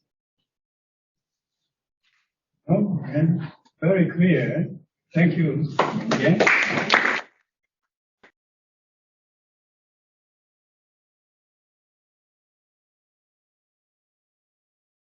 The last paper of the morning session will be by Anthony Gilles. And it is related to graph reduction neural networks for structured pattern recognition. So, hello everyone, welcome to my presentation. My name is Anthony Gilles, and I will present my paper, which is titled Graph Reduction Neural Networks for Structural Pattern Recognition. I wrote this paper with my PhD supervisor, Kaspar Wiesen, who both work at the University of Bern in Switzerland. So I will first talk about the motivations behind our research. So generally speaking, a graph is a data structure that consists of entities or nodes that may be linked together if some kind of relationships exist between two of those entities. Many real-life systems can be represented as graphs. Here I listed a few of them, where we would have molecular compounds, social media network, or network in general, such as the internet. Nowadays, the graph generated are increasingly larger, so it is important to have efficient methods to deal with them, because many tasks can be performed on graphs, such as community detection or graph matching. In particular, in this talk, we are going to focus on graph matching tasks, which consists of finding if two graphs are similar or if subparts of two graphs are similar. More precisely, we focus on an inexact method that relaxes the matching constraints, allowing errors in the transcriptions of the graph from the observation, and it is therefore more suited for real-life applications. And the algorithm we use to perform graph matching is the well-known graph distance, also known as GED, where this algorithm works by finding the amount of modification necessary to transform the source graph GS into a target graph GT. By transformation, I mean insertion, deletion, or substitutions of the nodes or edges. On the right, we have an example of how GD works, where we have the sequence of modification necessary to transform GS into GT in the edit path. And by giving a score to each edit operation, we then obtain a dissimilarity score, which tells us how these similar two graphs are.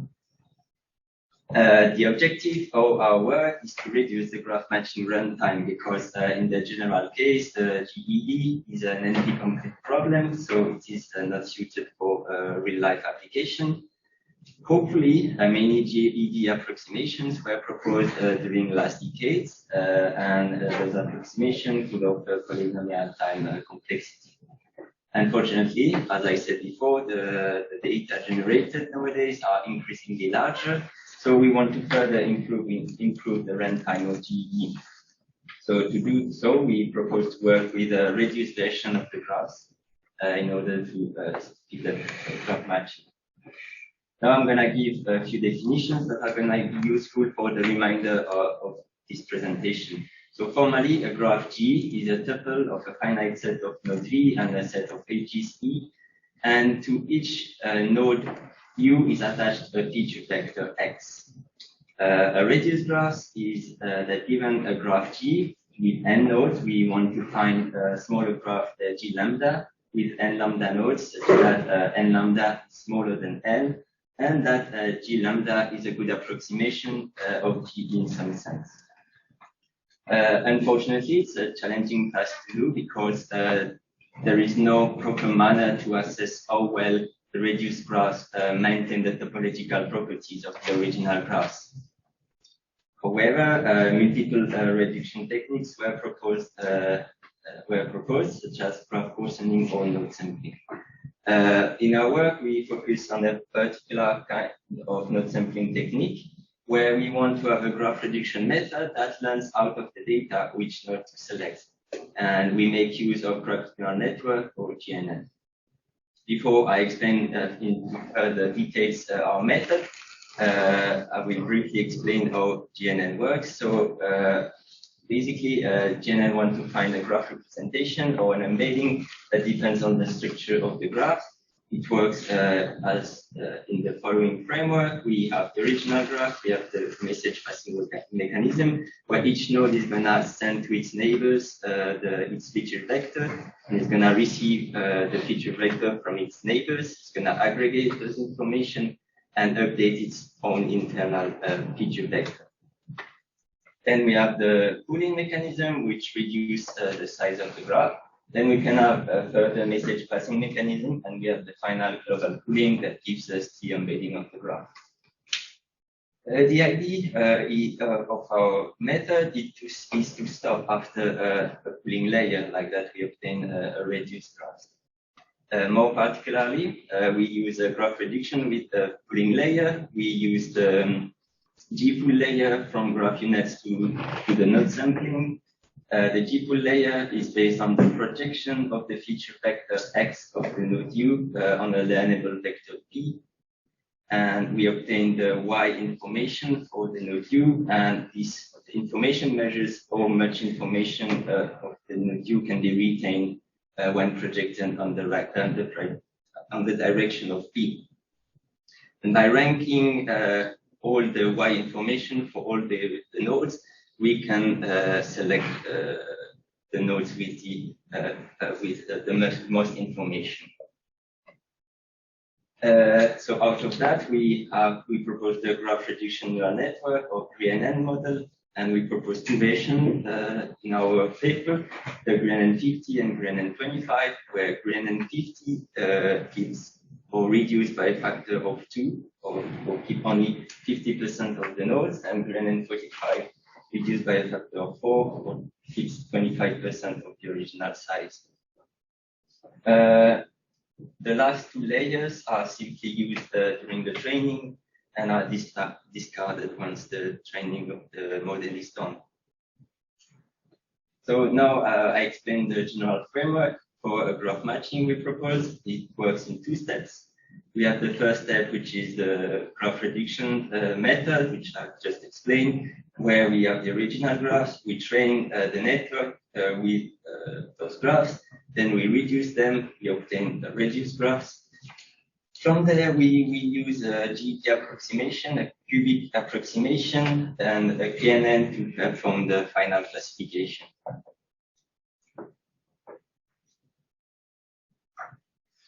We conducted empirical evaluations on the following data sets: mutagenicity, NCI1, proteins, enzymes, and DD. On the table, we have a general statistics of the data set, such as the number of graphs in the data set, the split size for the training, validation, and test set, number of classes, and the average number of nodes and 4 pages.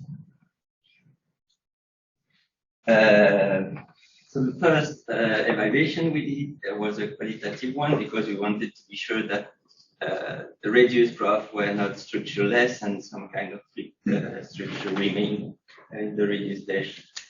I also present only results for DD dataset, but similar observation was observed for the other datasets.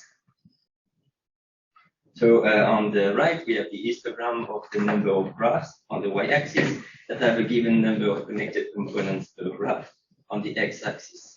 And we can observe that for the original graphs, the majority of the graphs have only one connected component, and a few of them have more than 2, 3, or 4 connected components.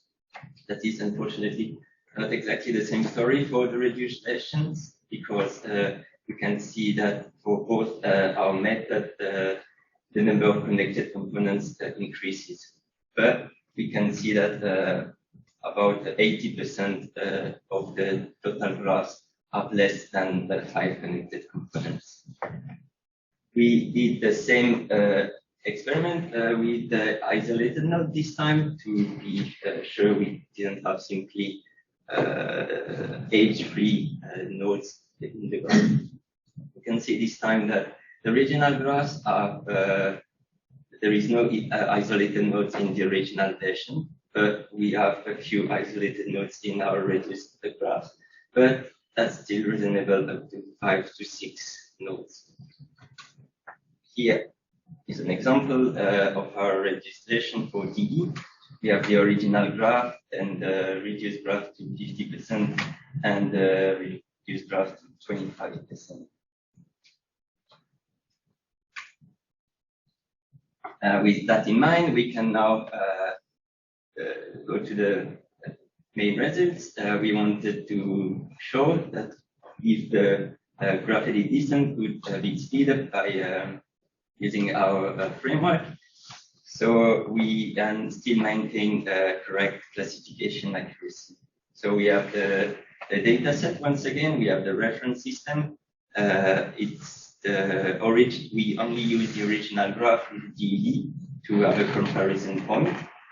In the 2 next columns, we have the result for the Korean N50. So we can see that 4 out of 5 data sets we maintain the comparable classification accuracy, and we have a speed up from 2 to almost 4. And in the last 2 columns, we have the result for Korean N25. By this time, unfortunately, the classification accuracy deteriorates much worse, because the graphs are strongly reduced. But we can observe a speed up to 12 for DD dataset. So to conclude, we propose to use a graph neural network to learn out of the data which nodes to select in a graph prediction method. We shown empirical evidence that on the variety of data sets that we can have a clear improvement of the runtime of DT for all the data sets. But we have a general drop in accuracy for when the graph are strongly reduced. So future research activity would include to obtain similar classification for the strongly reduced graphs, or to have a dedicated loss function to optimize, to have our hand on the training of our model. Thank you for your attention. Thank you. Thank you for your presentation. I have a couple of questions. 2 of them is related to the previous also presentation. That what properties you preserve in your smaller graph? This is my first question. My second question is what would be your reduction factor that you reach this smaller graph, what would be the reduction factor? And the third one is that you remove you remove or merge or construct some vertices or edges. Okay, so how you decide which nodes or which edges should be removed? Or this is so we decide which nodes based on the projection on the learnable vector P. So this gives us the Y value from the default layer, and we can rank those values for all the nodes, and we select the one that give the most information, that has the highest Y value. For the second question, that was the reduction factor. As I reduced to 50% by a factor 2 for the greater 50, and by a factor 4 for greater 25. And can you just repeat your first question? What properties you unfortunately, we do not know which property to keep. We use in this first study only the reduced graph that we obtain after the training with the layer. Thank you very much.